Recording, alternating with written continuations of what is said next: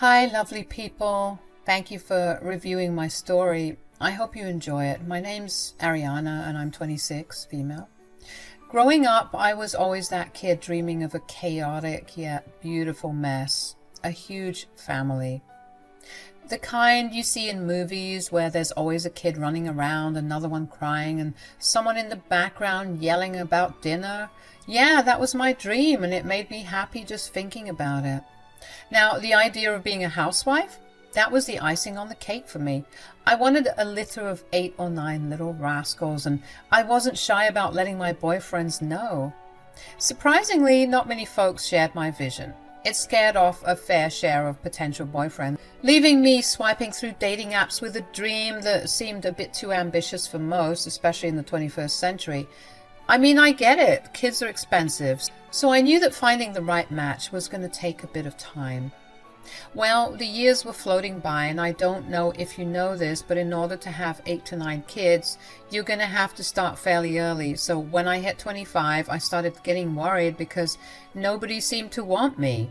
I was lonely and frustrated, and I was honestly on the verge of giving up. Until one day, I found myself at a Kevin Hart comedy special, sitting next to this charming and, dare I say, an equally funny guy named Michael.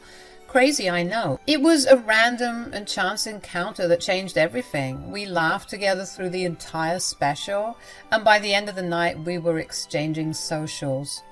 At the time, I had just gotten out of a nasty breakup, so I didn't think this would go far. Just a night of laughter and maybe some temporary distraction. But Michael? Oh boy, he was persuasive in the best possible way, if you catch my drift. Michael was quite the charmer. He had this way of making me feel like I was the only girl in the world. It was sweet. And I was totally in love. Marriage was the end goal for me, of course, and I couldn't wait to meet his family. But for some reason, even after several months of dating, Michael seemed hesitant about introducing me to his folks. It was weird. I mean, we were serious, right? I kept on bugging him about it, asking why he was keeping me hidden from his family. Dodgy answers and sidestepping became his thing. One day, I just couldn't take it anymore, and I demanded, "At least let me meet your mom." That seemed to scare him a bit. I pressed him, asking what his problem was, and well, let's just say that turned into an argument. "Michael, we've been together for months now, and I still haven't met your family. What's the deal?" "Don't come at me with that. I'm probably never going to meet your family, so why are you rushing me?" "That's not fair, Michael. You know I don't talk to my family like that. But you're good with your family, so what's the hold-up?" "Ariana, it's not that simple." "Come on, it's time. At least let me meet your mom. What's the big secret?" "No!" "Excuse me?" "Look, Ariana, my mom is different.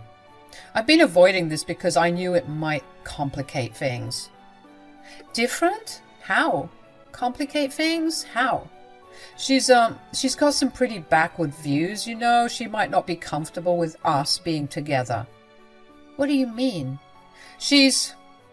Ariana, she's kind of racist. I know it's messed up, but that's just how she is." "What? I didn't expect that at all. You're serious?" "Dead serious. I didn't want to bring you into this mess, but I also didn't want to lose you." "Just when were you planning on telling me that your mom is racist?"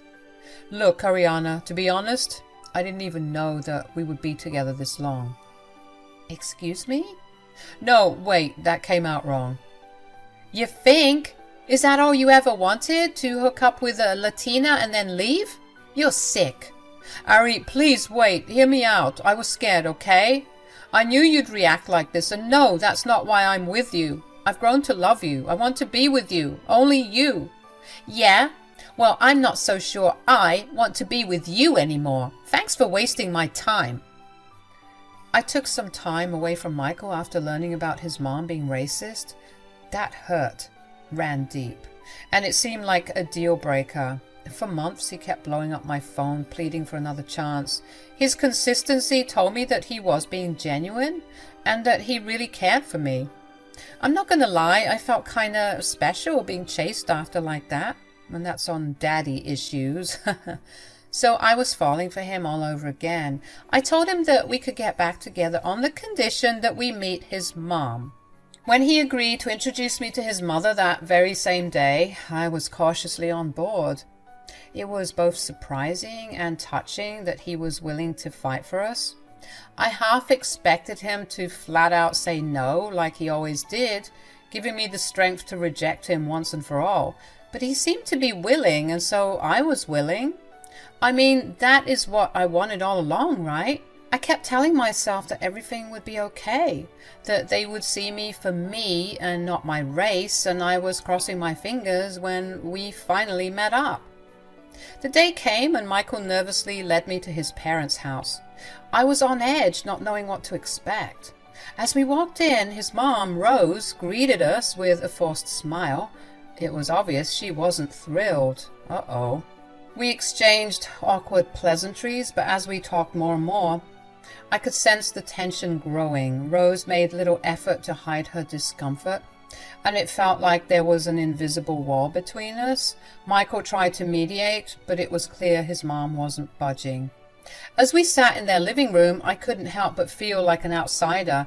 Rose didn't ask me anything about myself and only engaged in conversation when necessary. It was painfully obvious that she disapproved of our relationship. And that's the story of how we met. He was very sweet to me, and I fell for him instantly. I felt the exact same way, babe. Rose, I would love to take you to one of these specials. There's this really cool comedian who's all about women and women's rights and... Remind me again, what's your name? Oh, it's Ariana. Ariana dos Santos. Ariana. Michael, I'm not going to lie, I'm a bit disappointed. Mom, can we just enjoy dinner? Ariana's an important part of my life. Well, let's see about that. What do you do for a living, Ariana? I work in marketing. It's... marketing. I thought your people... What about my people? I'm just saying I never would have pegged you for the marketing type. Is that even a stable career, Michael? Mom, Ariana's successful in what she does. You have to respect that. And your family, Ariana, what do they do? My family, you don't need to ask her about that. It's a bit of a sore spot. Typical. Mom, what is wrong with you? Michael, you can do better. Mom, that's not fair. Ariana is wonderful. Mrs. Rose, I don't think... Please, dear, let the adults talk. Mom, that's enough. We're here to enjoy a meal, not to interrogate Ariana like she's some criminal. I mean, have you checked? I swear to God, Mom. I'm just asking, don't be mad at me because I have your best interests at heart. Like I said, we're here to sit down, enjoy each other's company, and enjoy this meal. Enjoy your meal then. We'll see how long this, whatever this is, lasts. Michael, I don't know what to say. I'm sorry, Ariana. My mom can be difficult. Just ignore her, please. Okay, let's try to enjoy dinner. After a strained and uncomfortable evening, we left and Michael apologized a lot. He admitted he underestimated how challenging this would be and promised to talk to his mom to try and make her understand. Days turned into weeks, and Michael kept reassuring me that he was working on it. However, deep down, I couldn't shake off the feeling that our relationship was trapped in a web of stupid family drama. I really should have left him then and there, but for some reason I didn't. I just thought that things would get better. I saw Michael trying so hard for us, so I thought that everything would turn out okay. I thought, that's the type of person I want as a husband and a father. He was so strong and he was constantly fighting, so this was ticking all the boxes in my head. So as time went on, the tension with Michael's family stuck around like a bad smell. We tried to build our life together, but the fact that his family skipped out on important stuff just made the disapproval more obvious. Michael and I ended up getting married in a small chapel where neither of our family members showed up. His family didn't approve of this wedding, and mine didn't show up either because I've always had a toxic relationship with my family. Michael did his best to have my back, but I'm not going to lie. The whole dream of a big, happy family was slipping away. The thought of bringing kids into a world where they might not be fully accepted was eating at me day by day. Talks about starting a family turned into quiet thinking sessions. I just couldn't see myself bringing kids into a world where they might not be fully accepted. The memory of my wedding day just added to the heavy load on my mind. I tried to push down those feelings, but it was tough. Crying became a regular thing, and no matter how much Michael tried to reassure me, the pain stuck around. I started wondering if I could handle a lifetime of family gatherings tainted by ignorance and prejudice. Michael, always looking on the bright side, kept thinking things would get better, but deep down, I couldn't shake the sadness. A couple of months went by and I found out I was pregnant. You'd think I'd be over the moon, right? Well, reality hit differently. The happiness was there, sure, but it was tangled up with loads of worry and stress. The constant fear of how my in-laws, especially my horrible mother-in-law, would react to this news stole the pure joy that should have come with a wanted pregnancy. I felt robbed of the life I wanted, and it made me sick, not just metaphorically. Stress got the best of me, and I couldn't shake the fear that it might affect the pregnancy. Every little thing felt like a potential threat to me. I couldn't help but wonder if my constant stress would take a toll on the baby's well-being, and I hated myself for worrying so much. But I also hated Michael's family for causing this crap in the first place. And then there was Michael. I get it, dealing with a partner who's practically a tear factory isn't a walk in the park, but with a husband like him who needs enemies. I sensed a bit of resentment from him because he was juggling working and taking care of me. I tried to be better, to not unload my worries on him every day, but it seemed like the resentment was growing no matter what I did. Even if I bottled up my emotions or didn't tell him about the several meltdowns I had that day, every time he'd come home, he seemed to just be irked with me. Michael, what's wrong? You've been acting off lately. Can't you see I'm dealing with a lot? I don't need more stress. I'm just trying to help. What's gotten into you? You're always on my case, Ariana. Can't you just give it a rest? I'm sorry. I didn't mean to bother you. I just thought we could talk. It's been so hard with the pregnancy. I don't know what to do. Isn't this what you wanted, huh? A big happy family? Didn't you know that this is what it took? What's that supposed to mean? You're always crying and complaining and crying some more. It's exhausting. I know. I've been going through a lot and I've been doing the most. I can't help it. Really, I'm not doing any of this on purpose. I'm sorry, Michael. No, I shouldn't have yelled. I've just been stressed out. I didn't mean to take it out on you. I'm sorry, babe. Please don't be upset. Looking back, those arguments with Michael felt like a broken record. I'd cautiously approach him, trying to understand, only to be met with more anger, and eventually his BS apology. It became a painful cycle, and I was dealing with a lot already, so this was particularly hurtful. Looking back, I can confidently say that my pregnancy was far from the blissful experience I had hoped for, and I resent that every day. I attempted to bridge the gap with my mother-in-law, of course, hoping to find some comfort and support since I wasn't getting any from my man. Each time, however, I was met with rejection and hurtful comments about me and the baby. I was just about to give up hope on everyone when one day Rose called me, sounding as sweet as sugar. Ariana, I'm so glad you picked up. Are you? Yes, of course I am. Listen, I need your help with something. Of course, anything. So, as you know, my 50th is slowly approaching and I need your help with organizing the event. While I was touched by the prospect of us finally getting along and seeing eye to eye, the timing couldn't have been worse. At 8 months pregnant, I was practically immobile. I looked like a freaking hot air balloon with elephant-sized feet. I spent most of my days resting and lounging around because I physically couldn't move. When I told her this, The OG Rose made a return, cussing and yelling at me and calling me useless. Is that why you were sounding so sweet just now, because you needed help? Shame on me for thinking you'd actually change, Rose. You're just like your ancestors. You say that like it's a bad thing. Thanks for nothing, as usual.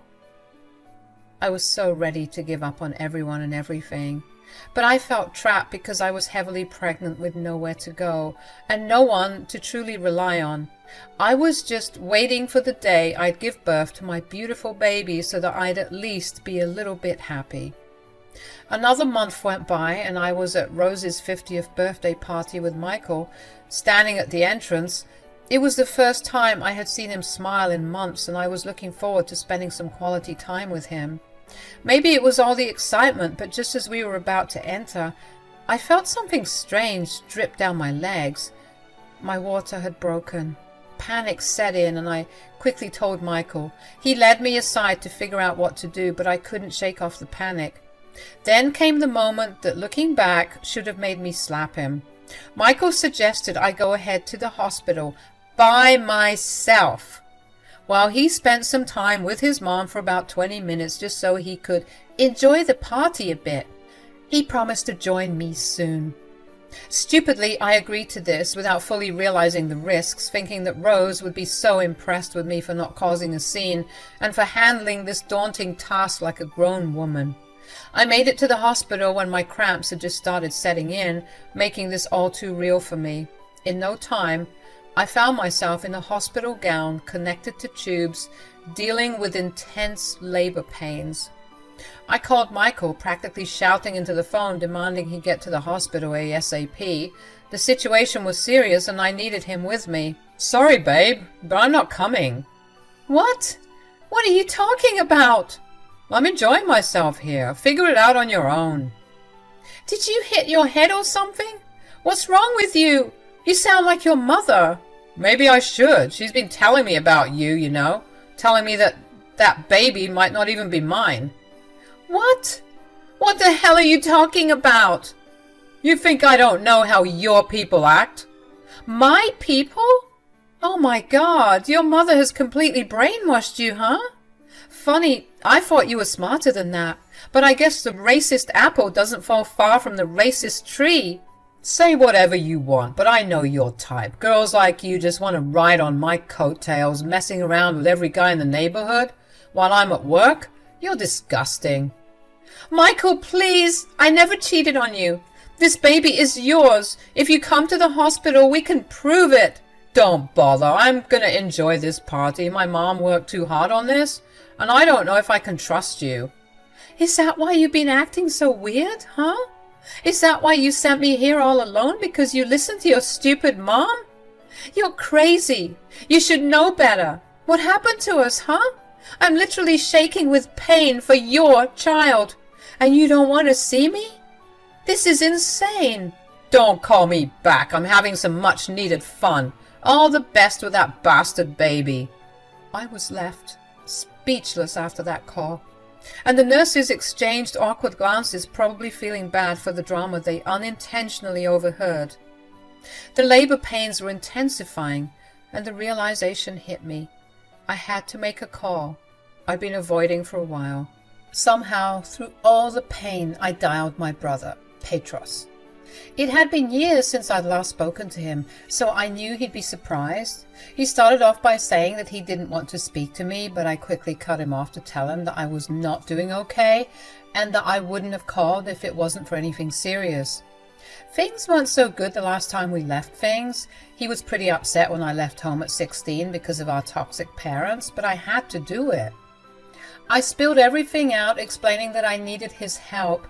The beeping noise in the background, mixed with my groans of pain, led him to ask what was going on.